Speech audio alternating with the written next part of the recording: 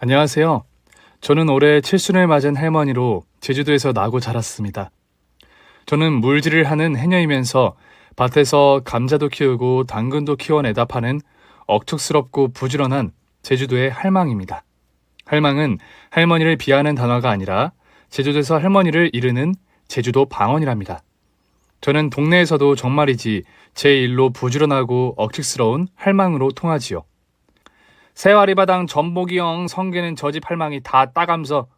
이 말은 세와리의 바닷가에서 나는 전복과 성게는 저 집 할머니가 다 독점한다는 뜻으로 몰일도 제일 열심히 하고 밭일도 제일 열심히 하는 저를 보고 동네 사람들이 타박 반 칭찬 반으로 하는 말입니다. 제가 이렇게 열심히 사는 데는 여러 가지 이유가 있습니다. 저는 결혼하고 아들 둘을 낳았는데 아들 녀석이 5살, 7살이 되었을 때 남편과 사별하였습니다. 아주 긴 시간을 남편 없이 호러미로 두 아들을 키워왔지요. 먹고 살 만한 재산을 남편이 많이 남겨두고 세상을 떠난 것도 아니고 남편이 황망하게 세상을 떠났을 때 제가 가진 유일한 재산이라곤 시댁에서 결혼할 때 마련해준 바닷가 어귀의 조그만 스틸레이트 집 한 채가 전부였지요. 남편은 지병이 있었던 것도 아니고 건강한 사람이었고 동사무소의 말단 공무원이었답니다. 가정적이고 아이들을 지극히 사랑하는 착한 남자였는데 술을 좋아하고 사람 좋아하는 것이 화근이 되었던지 어느 날 동사무소 일이 끝나고 직원들과 회식 자리에 가서 거나하게 소주를 걸치고 집으로 돌아오는 길 만취해 비틀거리며 걸어오다 길바닥에 넘어졌는데 뒤통수를 단단한 돌멩이에 부딪히는 바람에 그 길로 길 위에서 명을 달리했습니다. 너무 갑작스럽고 허망한 죽음이었지요. 아이들은 어리지 먹고 살 방도도 딱히 없지.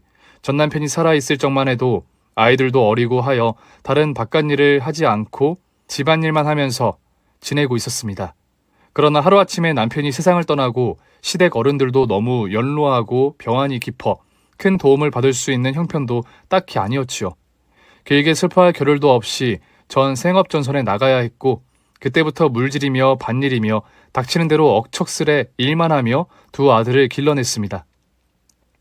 원래 감기도 잘 걸리고 잔병치레도 많은 저였는데 상황이 그렇게 되고 보니 체질 자체도 저도 모르게 변화하더군요.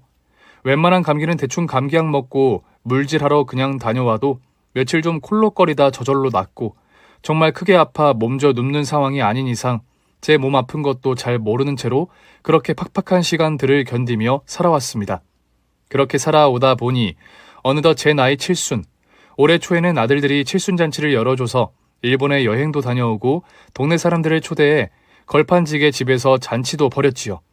처음에 저는 떠들썩하게 잔치 같은 것을 열고 싶은 생각이 꿈에도 없었는데 아들들과 특히 둘째 며느리가 나서서 잔치를 주도해서 남들이 부러워하는 칠순잔치를 열게 되었습니다.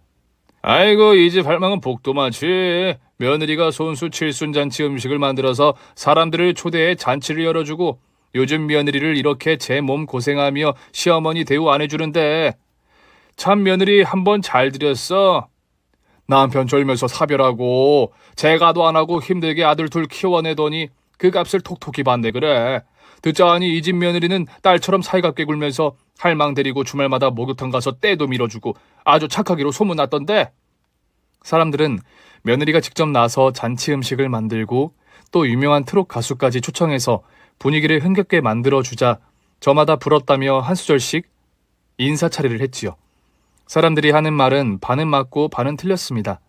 저는 며느리가 2명인데 한 명은 아주 착하고 딸 같은 며느리인 것이 사실인데 다른 한 명은 전혀 그렇지가 않거든요. 저는 아들이 둘이라고 말씀을 드렸지요. 한 배에서 나와도 아롱이 다롱이란 말이 있듯 제 아들놈은 날 때부터 두 녀석이 생김새도 다르고 성격도 전혀 다른 녀석들이었습니다.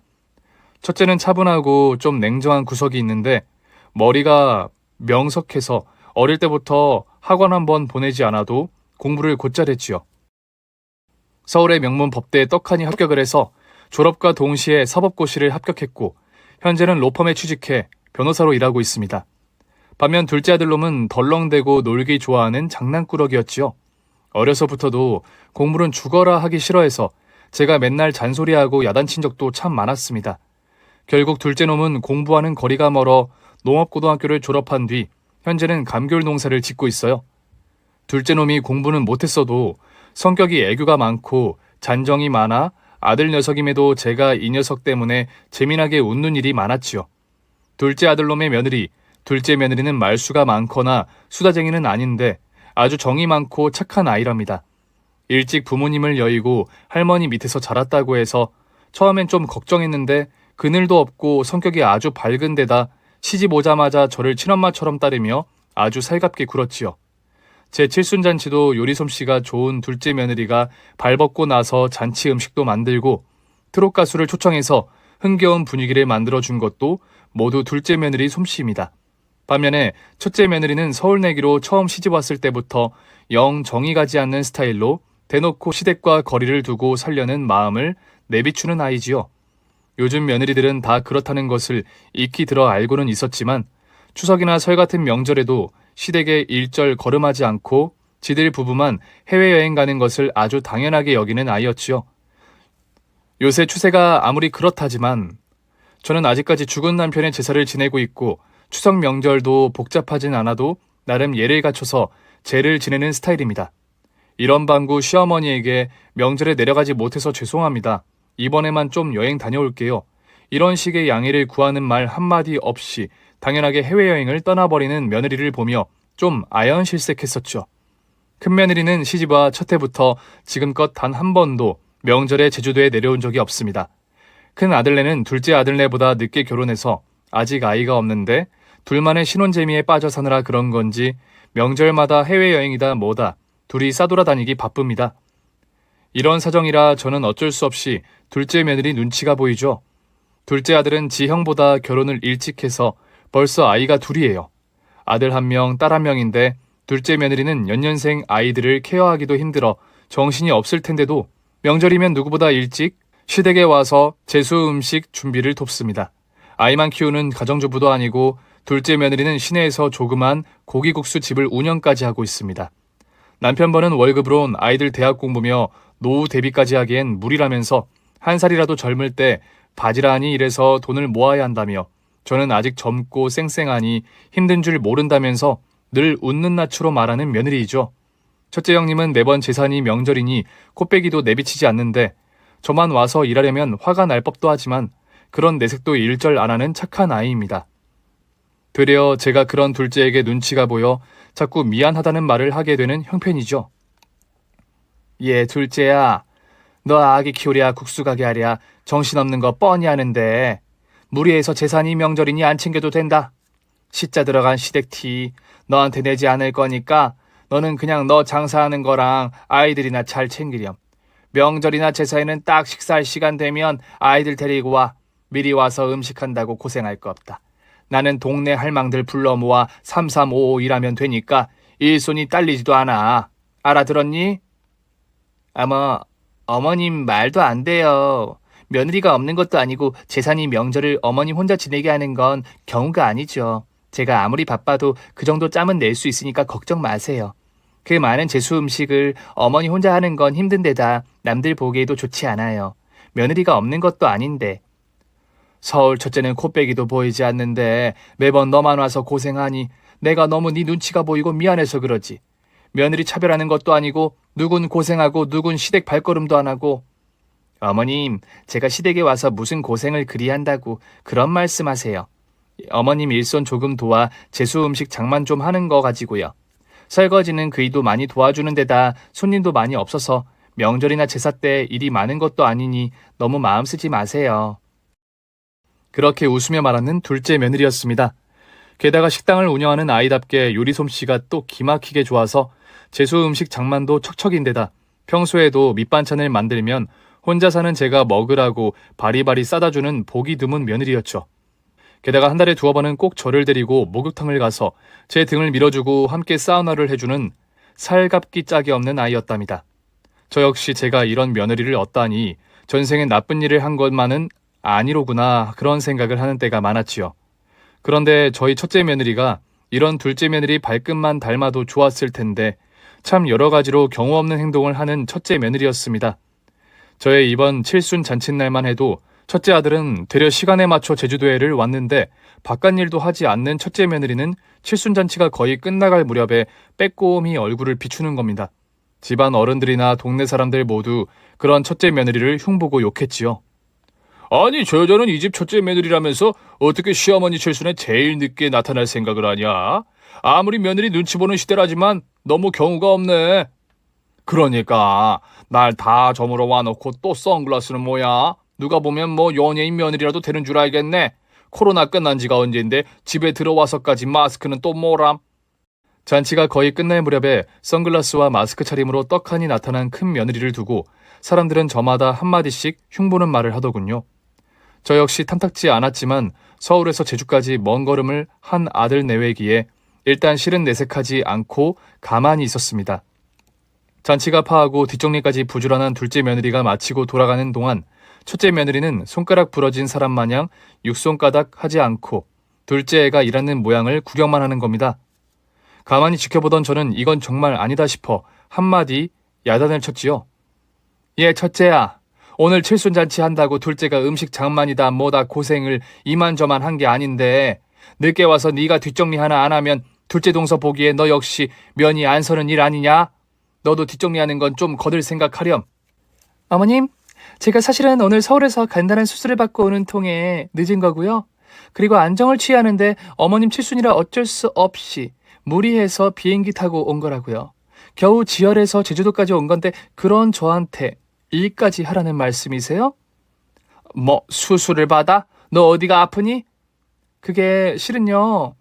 참, 큰며느리 이야기를 들으니 참 기가 막혔습니다. 보니까요. 큰애가 한 이틀 전에 성형수술을 받았다는 겁니다.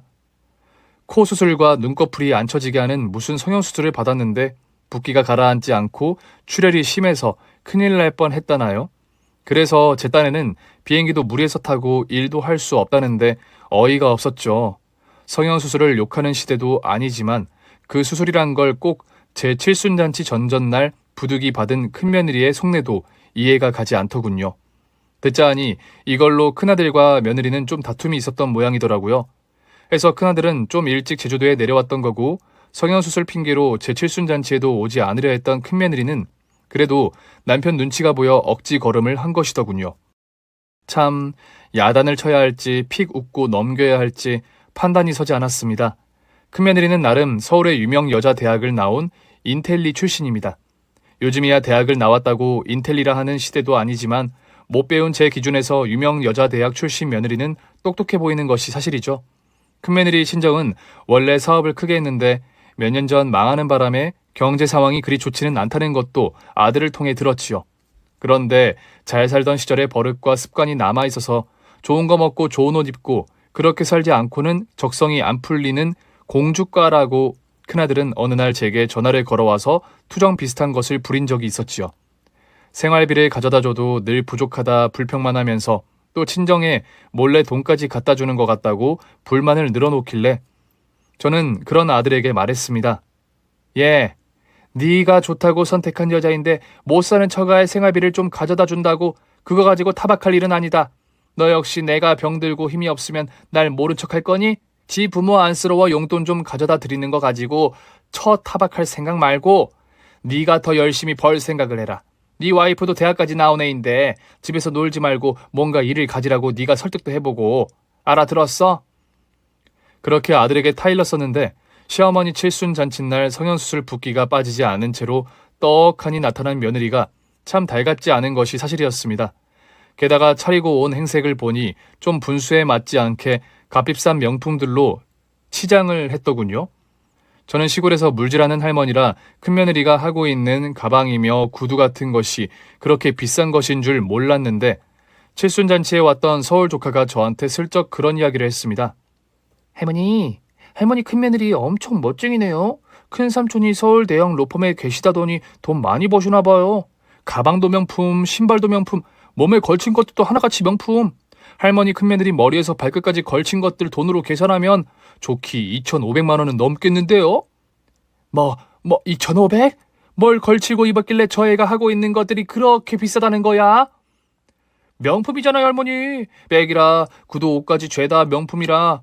중고로 샀다 해도 돈 꽤 나갔을걸요? 어머, 얘는 남의 집 칠순잔치 와서 쓸데없는 소리 한다. 할머니 칠순날 들으면 기분 좋을 얘기도 아니고. 넌 어린애가 헛입 놀리고 앉아있니? 그렇게 할 일 없으면 여기 둘째 며느리 도와서 뒷정리라도 해. 제 표정이 구겨지는 것을 보고 서울 동생은 조카의 입단속을 시키더군요. 참 큰아들이 죽는 소리를 할 때 그저 경제 형편이 안 좋아진 처가를 좀 챙기는 수준의 며느리라 생각했는데 사치와 낭비가 좀 도를 지나치는 건 아닌가 하는 걱정이 들기 시작했지요. 시어머니로서 한마디 해야겠다 벼르다가 그날 밤 늦게 큰며느리를 방 안으로 불러들였습니다. 예, 첫째야. 이번에 성형수술하면서 돈이 얼마나 들었니? 예? 아니 그건 어머님께서 왜요? 그냥 부모된 입장에서 니들 경제 상황이나 뭐 그런 게 좀 걱정돼서 그런다. 서울은 집값도 무시무시하게 비싸던데 너희 부부 사는 집 지금 전세도 아니고 반전세라 했지? 네, 보증금하고 다달이 월세 나가고 있습니다. 그럼 니들 앞으로 집도 사야 하고 애도 낳아서 키워야 하는데 돈 부지런히 모아야 해야겠구나. 그런데 안 그래도 예쁜 얼굴에 성형수술까지 하며 헛돈을 쓰니? 아니 어머님, 헛돈이라뇨. 제가 지금 성형수술한 거 가지고 타박하시는 거예요? 다른 말도 할 말이 많다만 일단 너희들 결혼해서 너희들 살림이니 긴 말은 않겠다. 나 역시 혼자 된 몸으로 억척스레 살림 꾸려오며 살아오다 보니 돈 모으는 일이 만만치 않고 쉽지 않은 일이라는 걸 잘 알아서 하는 소리야. 돈은 젊고 건강할 때 모아야지 좀 벌린다고 흥청망청 써버리면 나중에 감당하기 힘들고 또 아니 어머님 지금 저희 결혼할 때 반전세금 좀 도와주신 거 가지고 지금 유세 부리시는 거예요? 솔직히 요즘은 결혼할 때 서울서는요 부모님이 집 마련해주지 않으면 평생 허리띠 졸라매도 집 한 칸 제 능력으로 장만하기 힘들다는 게 상식이에요. 어차피 깨어진 독에 물 붓기식으로 돈 모으느니 젊어서 좀 즐기며 살겠다는 건데 무슨 불만이세요?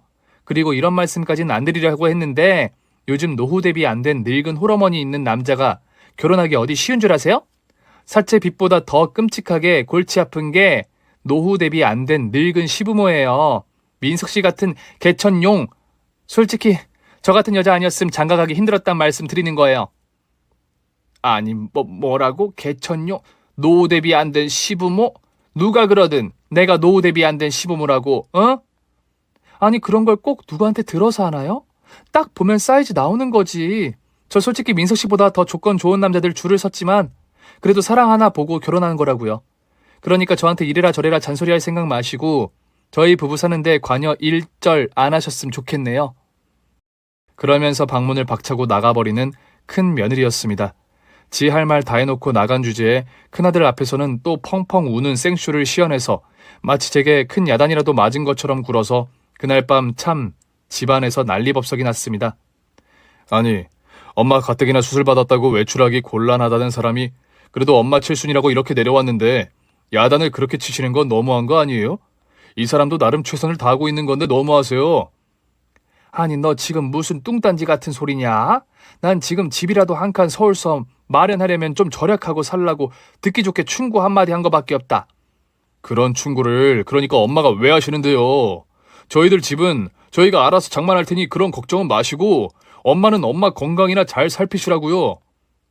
아니 이놈의 자식이 엄마한테 한다는 소리가 네 처가 과소비 심한 것 같다고 처가에까지 다달이 돈 갖다 바쳐 힘들다고 죽는 소리 한 건 너다. 그래놓고 이제 와서 딴소리니? 엄마, 안 그래도 저희 부부 그 문제 가지고 많이 다투니까 엄마까지 나서서 그런 말씀 좀 그만하세요. 제 능력이 부족한 다 제 탓이니까요.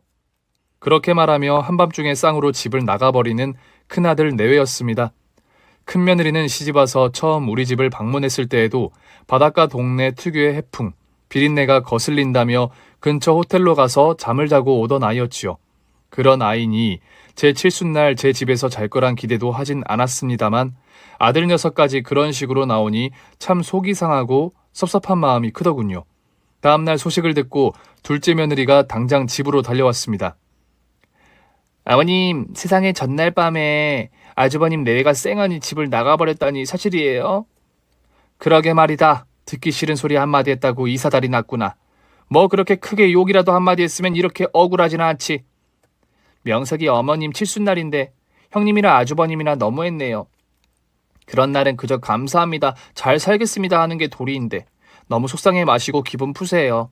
제가 어머니 좋아하는 몸국 한 냄비 끓여왔으니 아침 식사부터 하시고요. 그렇게 살뜰하게 제 기분을 살피며 풀어주려는 둘째 며느리였습니다. 아들은 결혼하면 출가 외인이다. 장가간 아들은 절에 출가시켰다고 마음먹어야 한다는 시쳇말처럼 저는 큰아들 내외에게 일말의 기대를 내려놓고 아예 대거리하며 지내지 않겠다고 결심했지요. 다만 큰며느리의 사치와 낭비벽이 걱정이 되기는 하더군요. 변호사가 큰 돈을 벌던 시대도 지났고 요새는 변호사도 그저 월급쟁이에 지나지 않는다고 하던데 기반이 잡히지 않는 큰아들 부부가 걱정이 되는 것이 사실이었습니다. 그렇게 큰아들 내외와 좀 냉랭해진 상태로 연락도 잘 주고받지 않고 지내던 어느 날이었습니다. 갑자기 복통이 심해서 병원을 찾았는데 대장암 초기로 당장 수술을 받아야 한다는 겁니다. 둘째 며느리와 아들 내외는 당장 동분서주하며 서울의 대학병원에 예약을 한다 난리가 났습니다. 저는 큰아들에게 감정이 상해 있던 터라 수술만 받으면 목숨에도 지장 없다 하니 절대 큰형에게 연락도 하지 말라고 신신당부했지요. 그렇게 서울의 큰 대학병원에 수술 날짜를 예약하고 병원에 입원해서 대장암 수술을 받았습니다. 둘째 며느리는 가게를 한동안 닫고 제 간병을 한다는 것을 절대 안 된다 만류하고 저는 간병인을 써서 서울의 대학병원에서 무사히 수술을 마치고 회복을 하고 있었지요. 그런데 둘째 아들놈이 지 형한테 넌지시 연락을 한 모양이더군요. 큰아들은 헐레벌떡 달려와서 병원에 입원해 있는 저를 보면서 눈물을 터뜨리면서 잘못을 빌더군요. 엄마 칠순잔치 날 그렇게 떠나오고 내내 마음이 불편했어요. 진즉에 연락드려야 했는데 이제야 찾아뵙고 죄송해요. 그래도 이렇게 아프시면 저한테 연락을 하셨어야죠. 됐다. 부모 자식 간에 이런 얘기 길게 하는 것도 나 뜨겁다. 그건 그렇고 니처는 요새 잘 지내니? 어찌 요변에도 니처는 뵈지 않고 너만 병원에 왔어? 그래도 이번에 제주도 내려갈 때는 그 사람이 엄마 모시고 내려가기로 했어요. 저는 로펌일 때문에 바빠서 그러지 못하니까 그 사람이 어머니 모시고 집까지 데려다 드리기로 했으니까 그리 아세요. 아니 그럴 건 또 뭐냐. 하긴 퇴원 수속이다 뭐다. 제주도서 둘째가 올라와 일을 보느니 니처가 그래주면 고맙긴 하겠다만. 사사건건 와이프랑 부딪히기 싫어서 그냥 참고 지내왔는데 솔직히 그 사람 결혼하고서 엄마한테 너무 못한 건 사실이잖아요. 저도 뭐에 씌어 처음엔 그 사람밖에 안 보여서 결혼했는데 결혼은 현실 같아요. 생활력 없는 건 둘째치고 제가 버는 족족 쓰기에만 바쁘니 이건 뭐 밑빠진 독에 물 붓기도 아니고 엄마한테만 말씀드리는 건데 이번에도 저 몰래 카드 빚이 엄청 나와서 그거 가지고 며칠 전에 대판 싸웠어요. 그래서 오늘 병원에도 저만 온 거고요.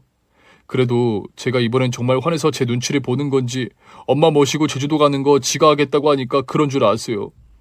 평소 속내를 잘 내비치지 않는 과묵한 큰아들이 그런 얘기까지 하는 걸 들으니 걱정이 많이 되더군요. 웬만해선 지처 편을 들지 그런 처 험담을 하는 아이가 아닌데 내 앞에서 저런 얘기까지 털어놓는 것을 보니 두 사람 사이에 갈등이 깊고 자주 싸우는구나 짐작할 수밖에 없었습니다. 그렇게 무거운 마음으로 퇴원을 기다리며 한동안 입원 생활을 마친 뒤 제주도에 내려가게 되었지요. 약속대로 큰며느리가 저를 데리고 퇴원 수속도 하고 제주도로 데려다 주더군요. 그렇게 저희 동네에 도착해서 집으로 걸어가고 있는데 저는 참다 며느리에게 한마디 하고 말았습니다. 너 민석이 몰래 카드 써서 빚이 많이 나왔다던데 얼마나 빚을 졌니? 아니 민석 씨가 그런 얘기까지 어머님한테 한 거예요? 나 정말 어이가 없어서 원. 듣자 하니 민석이가 생활비를 부족하게 주는 것도 아닌데 넌 어디다 돈을 그렇게 펑펑 쓴다고 한두 번도 아니고 또 빚을 졌어? 신혼 초에도 네가 카드빚 낸 거 민석이가 막아줬다면서. 어머님, 아니 지금 옛날 일까지 들먹이면서 저한테 하시고 싶은 말씀이 대체 뭐세요? 저희가 돈 때문에 동동거리면서도 어머님께 신세진 일도 없는데 대체 왜 저만 보면 돈 가지고 닭다리시냐고요? 저도요, 소시적인 돈 걱정 없이 떵떵거리면서 살았다고요. 저희 아버지 사업만 잘 풀렸으면 솔직히 민석 씨 같은 조건의 남자와 제가 결혼할 일도 없었고요. 지금 아버지 하시는 사업, 그거 제기만 되면 제가 꼴랑 그거 몇 천만 원 빚 가지고 이렇게 어머님과 남편에게 아쉬운 소리 할 일도 없어요. 참, 너 말 한 번 잘하는구나. 그래서 아버님 사업이 지금 제기가 되었니? 네 친정에 다달이 생활비 가져다 주는 것도 나 아무 소리 안 했다. 왜냐고? 친정 식구도 가족이고 부모인데 부모가 어렵다면 그거 돕는 건 당연한 거니까. 그거 가지고 민석이가 툴툴거릴 때도 야단쳤어. 네가 선택한 여자고 그 여자 부모님이 힘들면 돕는 게 당연하다고 말이다. 그런데 네가 빚을 진 이유는 순전히 네 옷 사고 구두 사고 그런데 흥청망청 돈 쓰느라 자꾸 빚을 진다는데 어떻게 잔소리를 안 하겠니?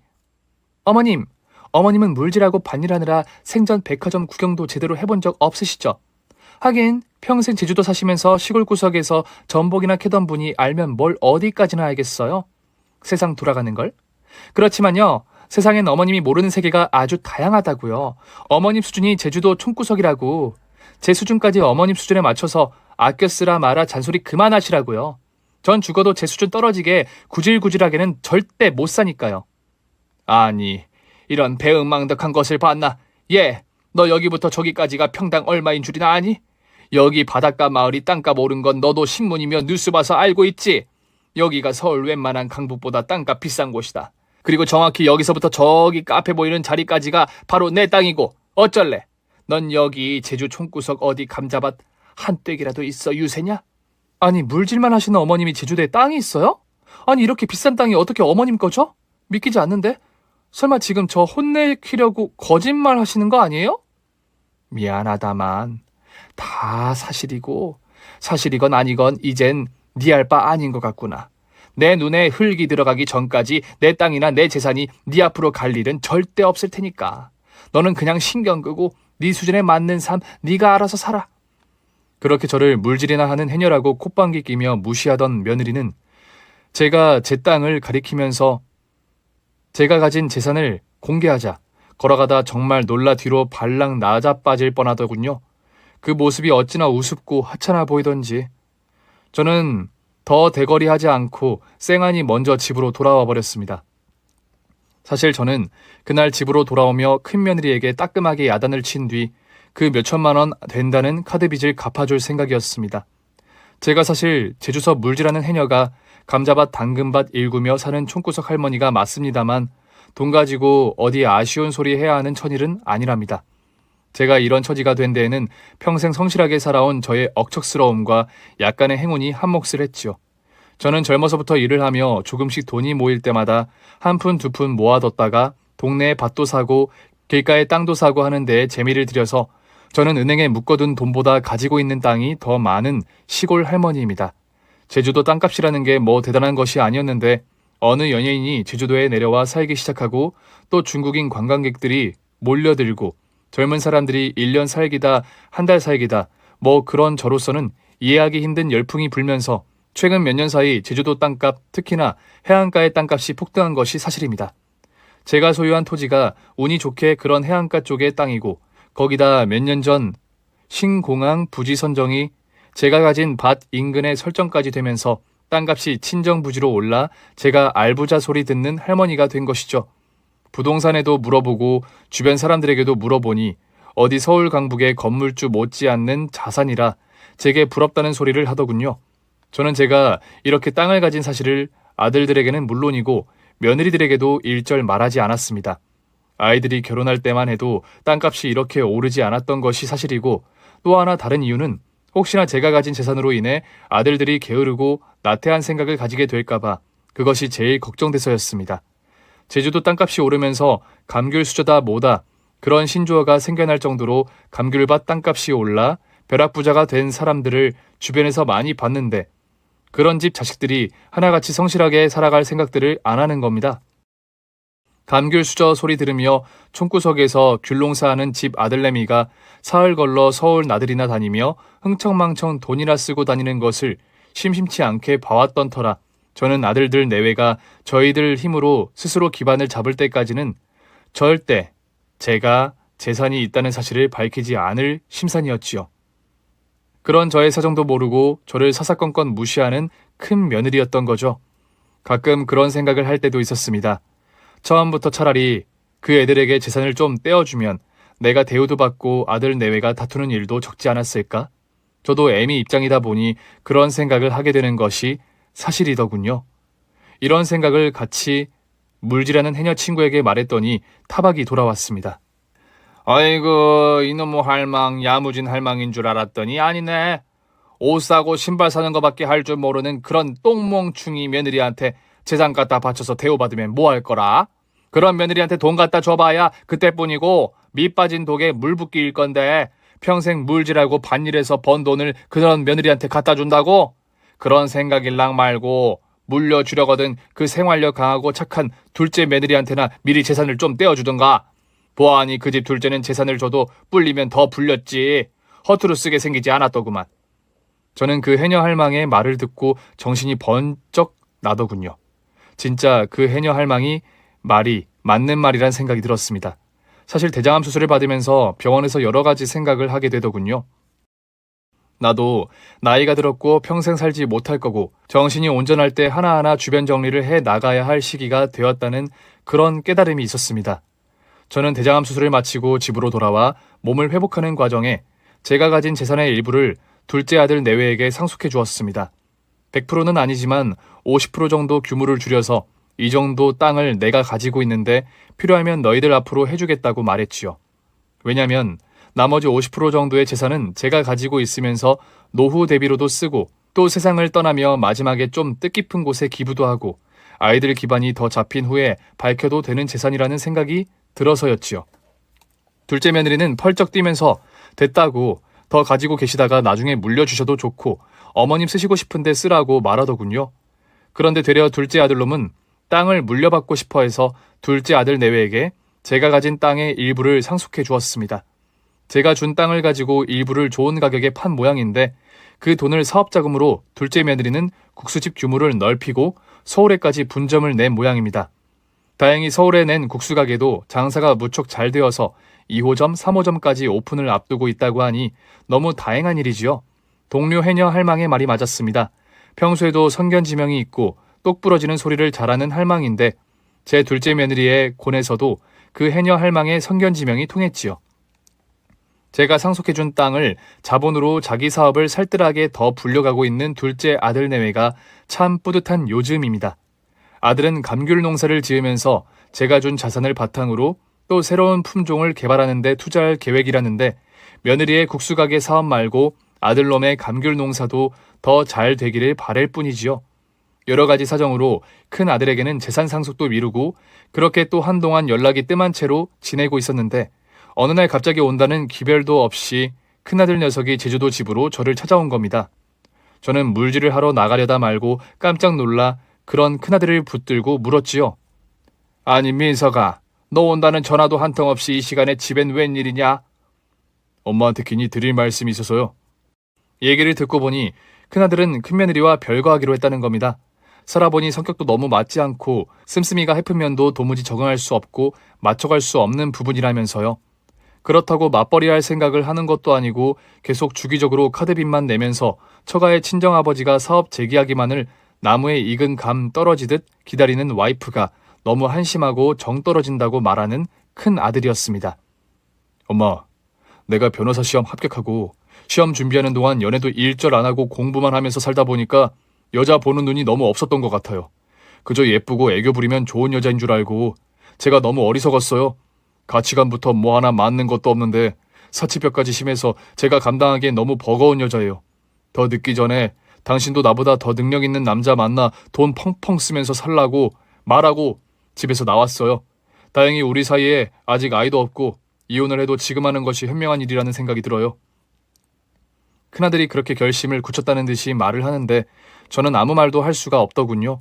마음에 안 들면 나라님도 바꾼다는데 아직 아이가 없는 부부가 서로 인연이 아니고 맞지 않아 갈라선다는데 뭐라 하겠습니까? 며느리가 평소 제가 보기에 아들의 배필로 아깝고 좋은 아이였다면 제가 버선발로 말리기라도 했겠지만 그런 것도 아니었으니 저는 그래도 이혼은 큰 결정이니 집에서 며칠 쉬면서 천천히 잘 생각해보라 말하고 물질을 하러 나왔지요. 그렇게 한동안 큰아들이 서울에 로펌에도 휴가를 내고 제주도에서 쉬고 있는데 어느 날 큰며느리가 울며 불며 저희 집을 찾아왔더군요. 여보, 내가 잘못했어. 앞으로는 돈도 아껴 쓰고 어머님 무시하는 행동도 안 할게. 그러니까 화 풀고 이혼하자는 소리는 하지 마, 응? 됐어. 사람은 쉽게 바뀌지 않아. 그리고 당신 말 맞다나 당신은 뼛속까지 서울 강남 스타일. 나는 제주도 바닷가 촌놈이야. 나는 촌놈이니 촌놈답게 앞으로도 촌스럽게 살 거야. 당신은 세련되게 서울물 먹어야 되는 사람이니 이쯤에서 각자 갈 길 가자. 나 서울 로펌에 사직서 냈어. 제주도서 변호사 사무실 낼 거야. 당신 제주도서 살 자신 없잖아. 소모적인 다툼은 그만하고 우리 깔끔하게 갈라서자. 한번 마음이 뒤돌아선 아들은 이혼 의사를 번복하지 않았습니다. 며느리는 울며 불며 저에게도 빌고 아들에게도 빌었지만 아무 소용 없었습니다. 결국 자신의 뜻이 관철되지 않자 며느리는 본색을 드러내며 결국 험한 소리를 하면서 집으로 돌아가더군요. 나는 뭐 아쉬워서 이런 소리 하러 제주도까지 온 줄 알아? 그래도 결혼은 큰 결정이고 내가 선택한 건데 끝까지 책임을 다해보려고 당신 설득하러 왔어. 당신 어머니 가지고 있다는 해안가 땅 지금 그거 가지고 나한테 유세 부리는 거니? 뭐 그 정도 재산 있으니까 앞으로 나한테 잘난 척하며 살겠다는 거야? 뭐야? 그렇게 나오면 내가 뭐 계속 빌기라도 할 줄 알았어? 됐어. 나도 아쉬운 거 없으니까 바닷가 촌구석에서 당신은 어머님 모시고 평생 촌스럽게 촌놈처럼 살든가 말든가 알아서 해. 그렇게 악담을 퍼붓고 돌아서는 큰며느리였지요. 저는 듣다가 정말 참을 수가 없어서 물질하고 돌아오는 길에 바구니 안에 들어있던 가시투성이 성게알을 무차별로 그 못된 며느리의 면상에 사정없이 패대기 쳐버렸습니다. 뾰족한 성게알에 맞은 며느리가 손으로 막으면서 아따거 하며 막 소리를 지르며 팔짝팔짝 제자리서 뛰더군요. 이제까지 살림 가르기 싫어. 모진 소리 안 했더니 뭐? 촌놈 촌구석? 이런 막대 먹은 서울 촌년이 어디서 남의 집 귀한 아들에게 촌놈 타령이야. 너는 뭐 얼마나 수준이 높고 세련돼서 시집와 이제까지 내 아들 덕에 먹고 자고 입고 호의호식했으면서 게다가 네가 쇼핑한다고 사들인 카드값 물어준 것만 해도 얼만데. 곱게 이혼하고 싶으면 폐악 그만 부리고 얌전히 집으로 돌아가. 그리고 웬만하면 결혼하지 말고 혼자 살 거라. 남의 집 귀한 아들 신세 망칠 생각 다시는 하지 마. 저의 도끼 어린 서슬이 깜짝 놀란 얼굴을 하며 꽁무니 빼듯 도망가 버리는 큰며느리였습니다. 그 이후 큰아들은 며느리와 이혼 절차를 마무리하고 다시 제주도로 돌아왔습니다. 서울살이에 아무런 미련이 없다면서 큰아들은 제주 시내에 조그만 변호사 사무실을 개원했습니다. 앞으로 결혼 같은 거 다시 하고 싶지 않고 그냥 제 곁에서 자기 일하면서 평화롭게 살고 싶다는 큰아들입니다. 말은 그렇게 하지만 그래도 시간이 지나 마음이 추슬러지면 큰아들도 좋은 짝을 만나 다시 결혼했으면 하는 것이 애미 된 저의 바람이긴 하지만요. 요즘은 큰아들과 한 집에서 제가 살고 주말이면 가끔 둘째 아들 내외도 아이들까지 대동해 저희 집에 오는 통에 오랜만에 사는 것이 활기가 있습니다. 예전에 살던 집이라 식구들이 모두 모이면 북적거리는 것이 사실이어서 제가 가진 땅에 최근엔 넓은 2층 집을 새로 짓고 있어요. 큰아들이 저와 한 집에서 살게 된 데다가 주말이면 둘째 아들 내외까지 놀러 오는 경우가 많아서 지금 사는 집이 좀 좁고 불편한 것이 사실이거든요. 둘째 며느리의 국수집은 나날이 장사가 잘 되어서 제주 지역에 이름난 맛집으로 입소문이 났습니다. 둘째 아들이 하는 감귤 농사도 제법 잘 운영이 되어서 너무 다행이고요. 공부를 잘해서 어려서 걱정 하나 안 끼쳤던 큰아들이 되려 최근에는 저의 아픈 손가락입니다. 이혼한 데다가 이제야 변호사 사무실을 개업했기 때문에 기반이 잡히지 않아 고전하는 것이 사실이거든요. 둘째 아들 내외는 둘이 금슬도 좋아서 아이들 데리고 주말에 오면 그 애들 내외는 웃음이 떠나가질 않는데 안 그래도 과묵한 큰아들이 멀뚱히 동생네 부부를 보고 있는 것을 보면 짠한 마음이 드는 것이 어쩔 수 없더군요. 그래도 둘째 아들네 아이들이 삼촌 하면서 큰아들을 엄청 따르고 큰아들 역시 조카들을 무척 좋아해서 최근에는 둘째 며느리와 둘째 아들 없이 그 집 아이들만 삼촌을 보겠다고 수시로 저희 집에 오곤 합니다. 물질하고 돌아와 큰아들 손주 손녀 먹을 저녁까지 마련하려면 힘이 붙이는 게 사실이지만 솔직히 힘이 들어도 너무 행복한 마음이 드는 요즘입니다. 아들 2명을 모두 결혼시키고 텅 빈 집에서 혼자 저녁을 먹는 시간들이 참 쓸쓸하고 허전했거든요.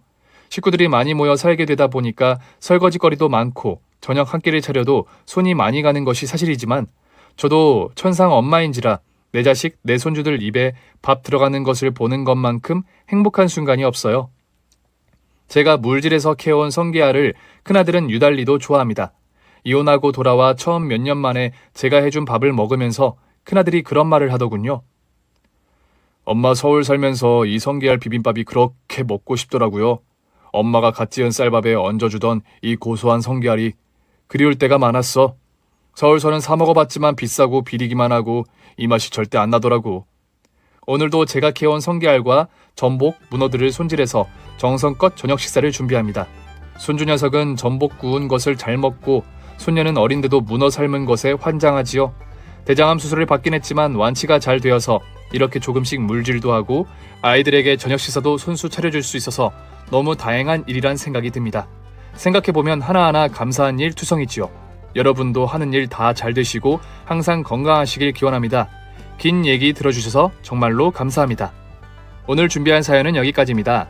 재미있게 들으셨다면 구독과 좋아요, 알림 설정까지 눌러주세요. 그럼 저는 다음 사연으로 찾아뵐게요. 오늘도 건강하고 행복하세요.